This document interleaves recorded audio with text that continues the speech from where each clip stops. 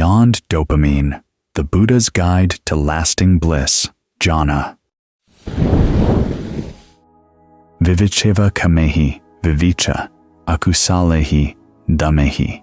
Secluded from sensuality, secluded from unskillful qualities. That's the beginning of the Buddha's description of the first jhana. To get the mind into right concentration, you have to seclude your mind from sensuality. This doesn't mean that you have to uproot sensuality, simply that you put sensual thoughts aside. Sensuality and sensual pleasures are not the same thing. Sensuality is your fascination with thinking about sensual pleasures.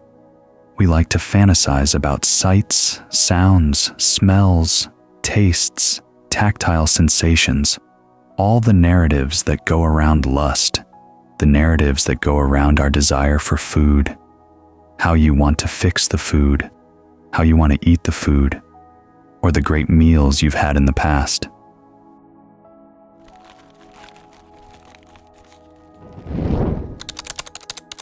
Sensual craving is actually craving to fantasize about sensual matters.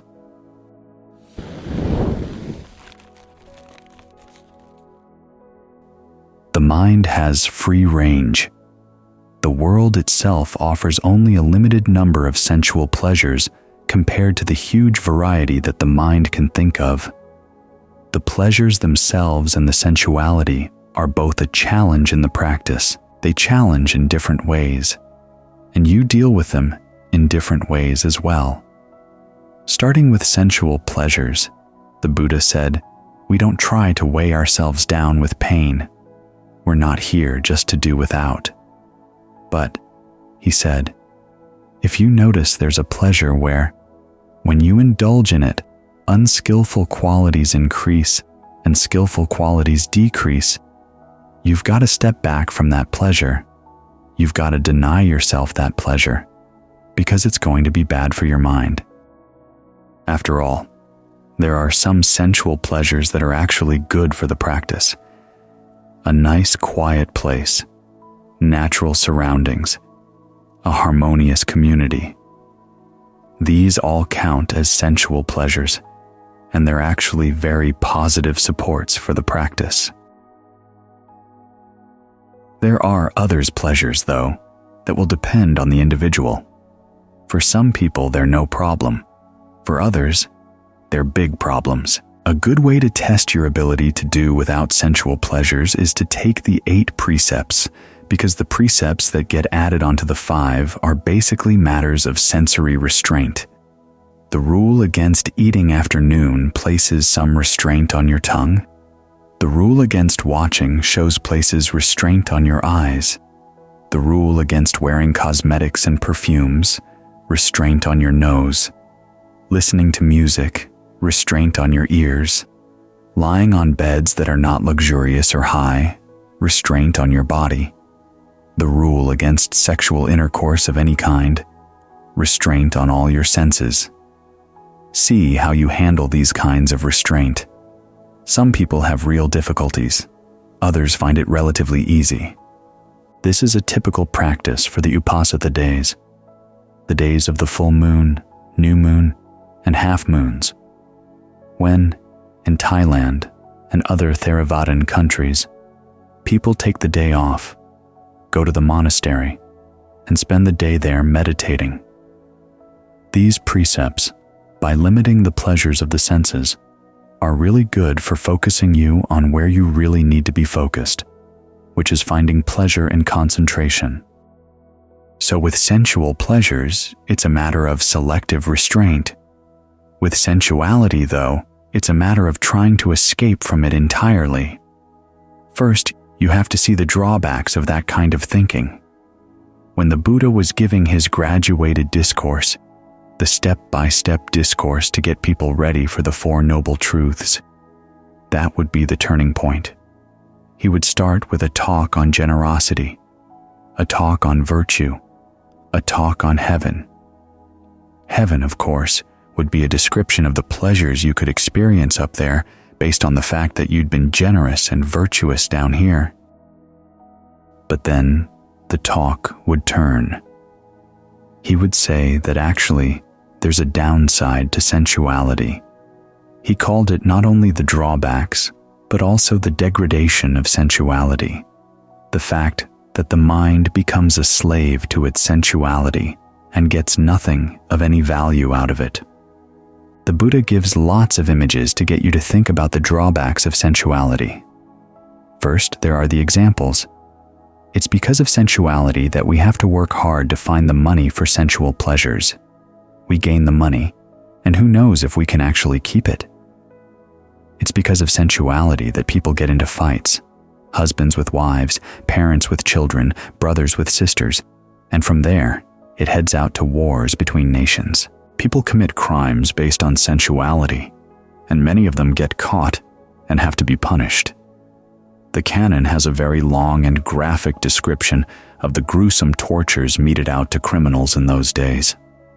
On top of the drawbacks in the present life, it's because the mind is overcome with sensuality that it ends up doing things that pull it down, leading to a bad rebirth. Then there are the images and similes of the drawbacks of sensuality.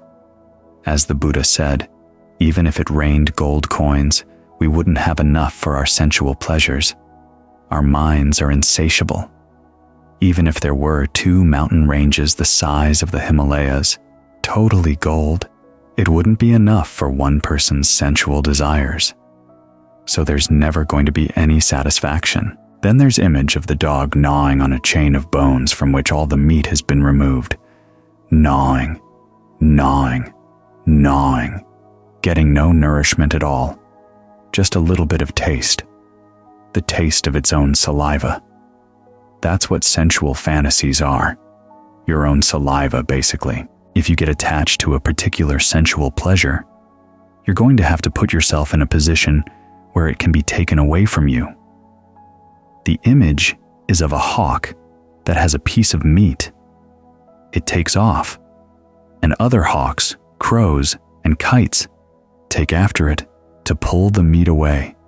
If it doesn't let go, it's going to get mangled. Sensuality is like carrying a torch against the wind. You burn yourself with the sensual fantasies. A drop of honey on the blade of a knife. There's a little bit of sweetness, but a lot of danger. So the Buddha has you reflect that if you're devoted to sensual pleasures and you're fascinated with thinking about them, you're putting yourself in a really weak position. You're going around with borrowed goods, and the owners can take them back at any time. You're in a tree with a lot of fruit, but somebody else wants that fruit as well, and they're willing to cut the tree down. Even as you're in it, there are disadvantages all around, both inside and out. In a life devoted to sensuality, it's when you can think in those terms that you're willing to find pleasure of a non-sensual kind.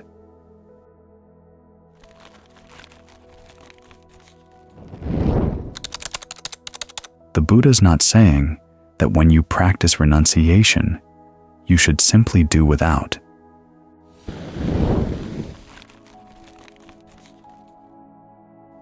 He provides you with an alternative pleasure, the pleasure of right concentration, the pleasure of jhana, the absorption you get in when you're fully inhabiting the body, the sense of ease that comes with the breath, the sense of fullness that comes with the breath as you allow it to spread throughout the whole body. When you have this alternative pleasure, you learn how to cultivate it, enjoy it, and then you can use it for getting the mind into even deeper concentration. You hear people say, "Watch out for the dangers of jhana. The pleasures are so attractive that you just get sucked in." But the Buddha very rarely talks about the dangers of jhana. There's one passage where he compares it to having your hand on a branch that has some sap. As long as you're not willing to go beyond the practice of concentration, it's like there being sap on your hand from the branch. You're stuck. But being stuck on concentration is a minor problem compared to being stuck on sensuality. You actually need the pleasure of jhana to get away from sensuality. Otherwise, all you see are two alternatives: sensuality and pain. To escape the pain, you go for the sensuality. As the Buddha says, without the pleasure of right concentration, then even though you can see the drawbacks of sensuality, you're still going to go back to sensual pleasures. So you've got to cultivate this sense of well-being inside, the pleasure of form, even though it feels very embodied. I know a lot of people say, "What's the difference? This feels very sensual." It's different. The sensuality of the body relates to your tactile sensations, the things you touch. This is something totally inward that has none of the drawbacks of sensuality. It's not intoxicating, and it doesn't require that you do anything unskillful.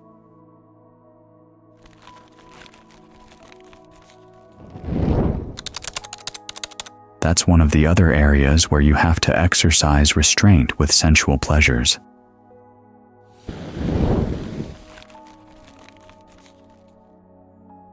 Here are some sensual pleasures that require you to break the precepts in order to get them. You have to say no to those. The same goes for sensual pleasures that require that you get into conflict, to develop unskillful mental attitudes. Sensual pleasures are intoxicating, and they certainly don't help you observe your mind with any clarity, whereas the pleasure of jhana is not intoxicating in that way. It doesn't require anything unskillful, and it helps you see your mind very clearly, as the Buddha said. When the mind settles in like this, you can begin to see that the concentration itself is composed of aggregates, and you can start using the perceptions of inconstancy, stress, and not self. First, to pry yourself away from any thoughts of sensuality, any of the hindrances, any of the unskillful qualities ranging from wrong view up through wrong concentration. Then you turn that analysis on right concentration itself. This leads to another stage. Ajahn Fuang talked about this. He told me one night of a time when he was suffering from really bad headaches for weeks after weeks after weeks, having tried all kinds of medicine. Finally, he realized the pain was not something to try to run away from or to cure. The pain was something to be comprehended.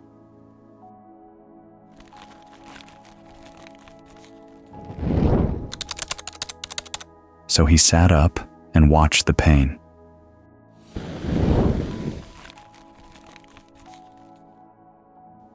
From the way he described the experience, it sounded like stream entry for him.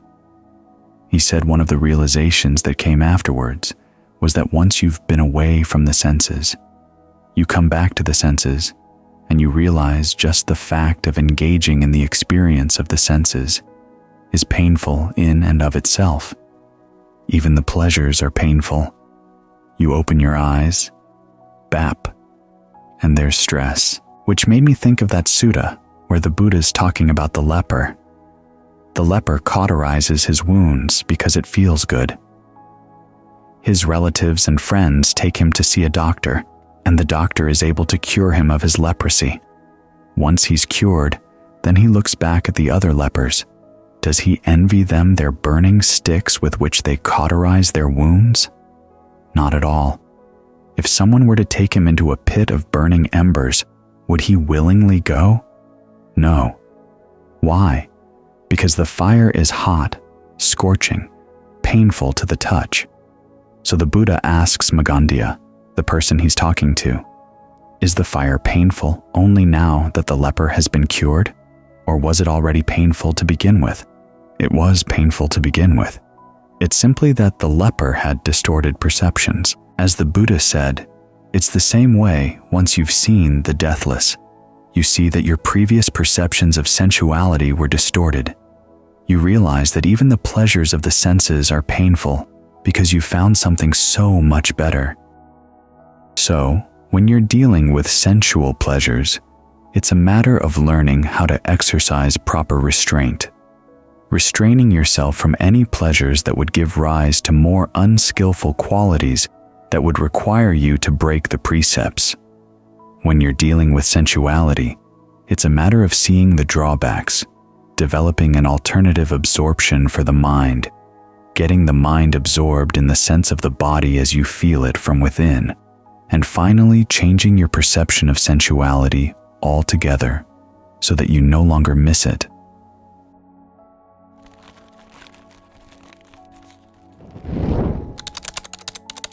That's when the mind really is free.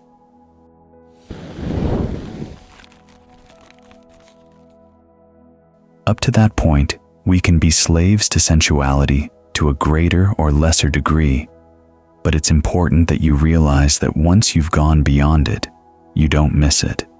It's not a case of deprivation. You hear the word renunciation, and it sounds like you're being pulled away from your pleasures and offered scraps of old bread and a little bit of stale water. Prison food, but it's the other way around. You begin to realize that the pleasures of sensuality are prison food. The pleasure of jhana is nourishing, healthy food. The image in the canon is of different types of food, all the way up to ghee, honey, and butter. And then there's the point where the mind goes beyond the need, even for that kind of food. When it no longer needs to feed, that's when it's free. Smart about lust.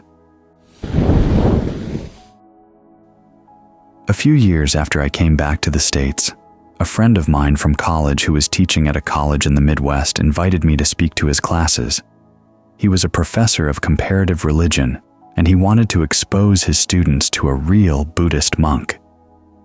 The school was something of a party school, so I didn't expect much in terms of the students' response. He told me afterwards that one of the responses that the students gave was that they were surprised to see a monk who was fairly intelligent and had an active mind. One woman said she expected monks to be subhuman, and she was surprised to see that I actually thought for myself. That's a fairly standard reaction among people who are attached to their passions, and particularly attached to their lust, that anyone who's not giving in to lust, not following a life of lust, is a loser. All of the glamour, all the prestige, and all the intelligence seem to be on the side of those who give in to their lust. The pride that you're able to think thoughts of sensuality. Think of the things and people you desire. Invent lots of different scenarios for what you might want, and figure out how to get what you want out of the people you desire.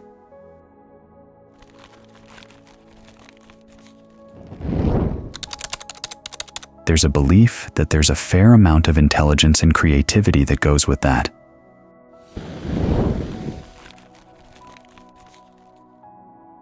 The people who don't follow their lust tend to be little goody two-shoes, not all that bright.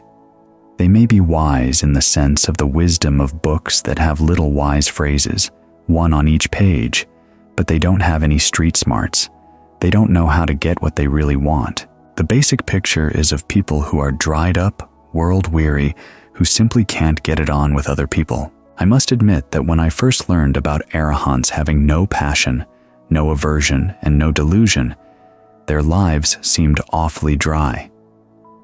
But then I met Ajahn Fuang and other masters of the forest tradition, and the impression I came back with was totally different. These were the people who were really sharp.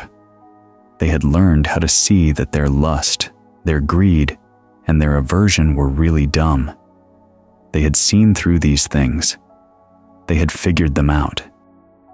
So, an important part of learning to overcome your lust is just that, seeing that it requires intelligence to overcome it, and that the people who give in to lust are the ones who are dumb.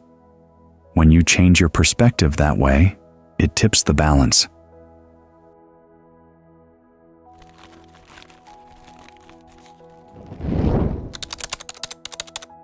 Now, we have to admit that our defilements are pretty clever in their way.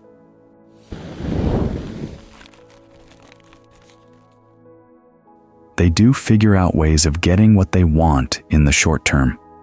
And they're especially smart in making us feel that we're smart in giving in to them. They're like websites affiliated with political parties. We all know deep down inside someplace that the political parties don't care much about most people. All they care about is their wealthy donors. But you go to their websites, and they'll tell you the latest put-downs of the other side, their in-jokes about the other side, so that you feel that you're on their side. They're on your side. And we willingly allow ourselves to be duped this way. You have to realize that the real intelligence comes in learning how not to be duped, learning how to figure out why greed, aversion, delusion, and lust have such power over the mind. Where does their power come from? If you've learned to see this as an intelligent quest, that a really good use of your intelligence would be to understand how to get past these things, that's half the battle right there, because it does require figuring things out. We're not here to just watch things come and go and say, oh yes, they come and go, and the pleasure of lust doesn't last very long, so I might as well give it up. That's like saying, the pleasure of eating doesn't last very long, so I might as well just stop eating. If you don't have something better to feed on, you just keep coming right back to eat some more. The first step in overcoming lust is learning how to develop good, strong concentration, realizing that there is a sense of well-being that can be immediate, visceral, right here, as you spread feelings of ease and refreshment through the body, simply by the way you breathe, simply by the way you relate the rest of the body to the areas where it's obvious that you're breathing, until you begin to see that, yes, the whole body is breathing. That gives you some support.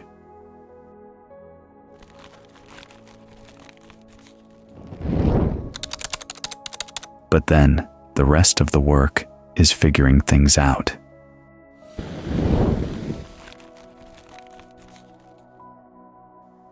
You see this in the teachings of the Forest Ajahns. As I've said many times, during my time with Ajahn Fuang, there were a lot of things he wouldn't explain. He'd tell me that I was doing things wrong when I was arranging things in his hut or arranging a construction project in the monastery. But when I was doing something wrong, he wouldn't say what the right way was to do it. It was up to me to figure it out. As he said, his purpose was to get me used to figuring things out for myself. If everything were to be handed to me on a platter, ready-made, ready-solved, I wouldn't develop any intelligence. I wouldn't get practice in solving problems on my own. After all, when you're off meditating on your own in the forest, there are a lot of times when something comes up and there's nobody you can run to. You have to figure things out right then and there. The Buddha gives you some questions to ask. When lust comes, where does it come from? He uses the word origination. What is its origination? The origination isn't the object outside. It's something inside the mind itself. There's a thirst, a sense of lack, and then there's the thought that, well, I could fill in this lack with thoughts of sensuality. Even if I can't get what I want, I can fantasize. Of course, fantasizing leads the mind to think more and more in terms of actually acting on those fantasies. So what's the origination? Can you pinpoint it? And then, how does it pass away? In other words, what happens in the mind that makes it pass away? Does it remain constant, or does it come and go? There are times when you'll notice that it's coming and going, but the fact that it comes back makes you believe that it must be deeply entrenched. Yet maybe that's not the case. It can last only for a certain amount of time, and then it stops. But then, there's something in the mind that wants it back. What is that something? What is that desire? This is where you start looking into the allure. What do you find attractive about lust? This, on the one hand, is why we have the analysis of the 32 parts of the body, starting with your own body because that's the body you're most familiar with. But also, as the Buddha said, It's the one you're most attracted to. Ask yourself, what in there is really all that attractive? You take it apart, part by part, and there's basically nothing. So if this body isn't attractive, how can you assign attractiveness to another body? It's the same sort of stuff. You have a digestive system with all the digestive juices and the things that come out from digestion. Well, the other person has all that too. What's the big deal? Then, you dig a little bit deeper, and you realize it's not necessarily the object that has the allure. There's your role as someone who can think up these thoughts, who, in your fantasies, is clever enough to get somebody else attracted to you. There's not just lust operating there.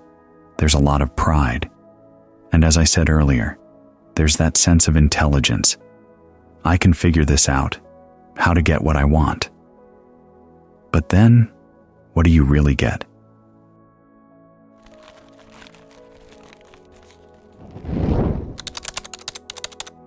This is where you have to think about the drawbacks.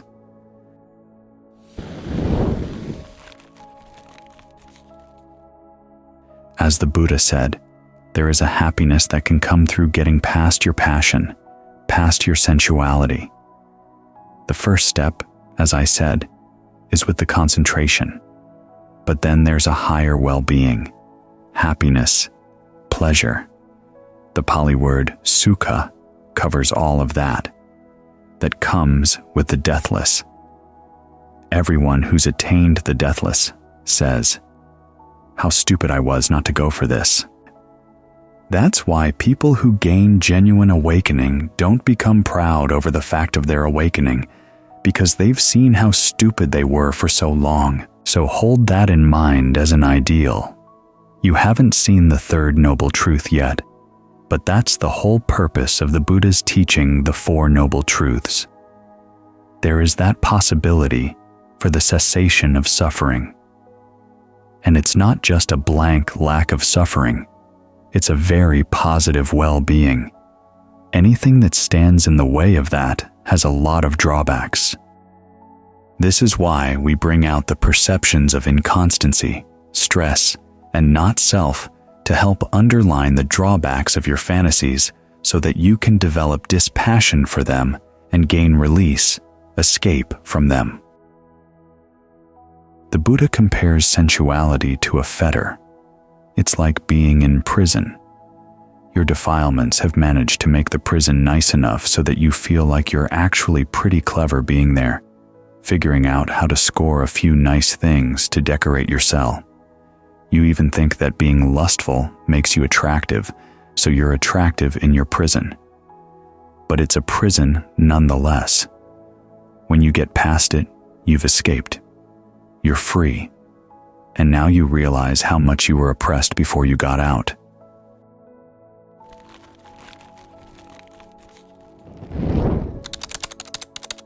So you have to change your allegiance.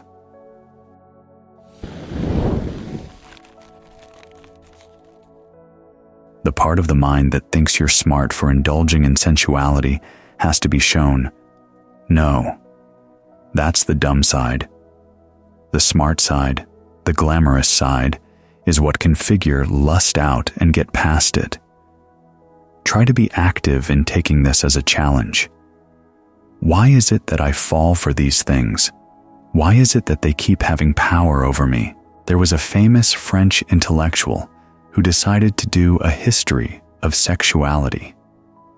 It was going to be a multi-volume series, but after doing a couple of years of research on it, he finally decided sex was the most boring topic of all. It sounded cool in the beginning, but it's just the same stuff over and over again. Whatever variety there is in it gets repetitive pretty fast. But freedom from sensuality, there's no boredom there at all. So see it as a challenge. There'll be setbacks, but just make yourself up for the challenge. Tell yourself that this is a good use of your intelligence.